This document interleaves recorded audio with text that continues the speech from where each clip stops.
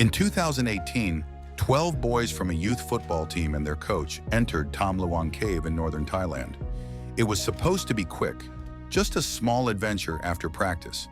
But within days, their story would be remembered as the cave that trapped a football team.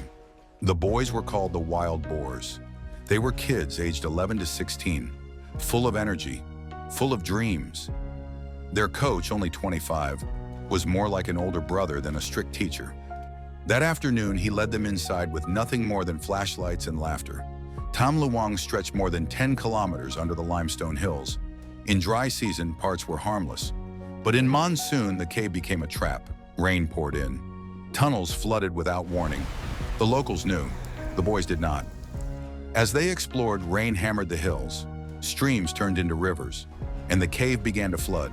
They tried to retreat, but the water was faster. What was stone minutes ago became a rushing brown current. Every tunnel behind them was sealed. The only option was forward, deeper into the mountain. Can you imagine being 12, trapped underground, chased by water with no way back? By nightfall, parents grew worried. Police searched. The boys' bikes were found at the entrance. That was the first sign of disaster. Rescuers rushed in, but the cave was already cut off. What followed became one of the largest cave rescues in history. Thai Navy SEALs entered first. Then came experts from Britain, Australia, the United States, China, doctors, divers, engineers, volunteers. Thousands gathered at the entrance. The clock was ticking. Conditions were brutal. Passages no wider than shoulders, water thick as mud, zero visibility. Currents slammed divers into rock. Air ran thin. Even experienced men panicked. Every dive was a gamble with death. Many admitted later they had never faced anything so terrifying. The tunnels were so tight that divers had to remove their tanks, push them ahead, and crawl blindly through the rock before putting them back on. One mistake in those moments could have meant instant drowning. For days, no one knew if the boys were alive. Families camped near the entrance, praying. Reporters filled the hills.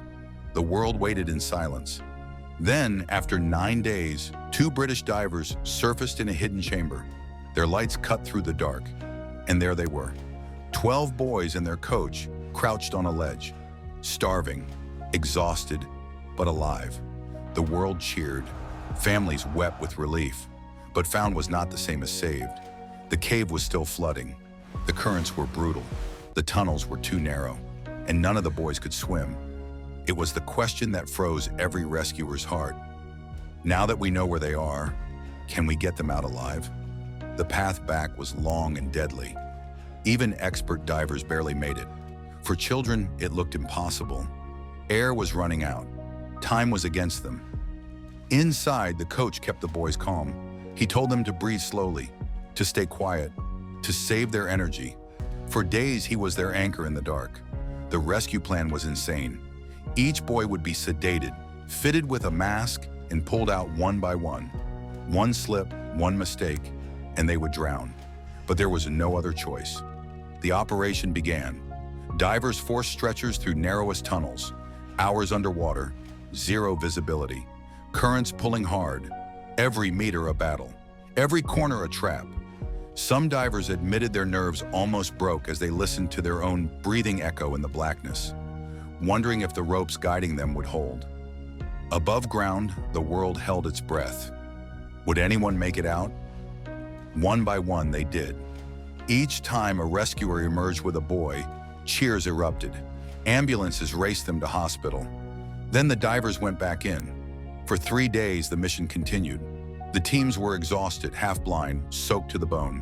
Then tragedy struck. Thai Navy SEAL Saman Kunan died delivering air tanks. His death shook everyone. If a man that skilled could not survive, what chance did the children have? Still, his sacrifice lit a fire in the team. They swore they would not stop until every boy was out. Finally, all 12 boys and their coach were out.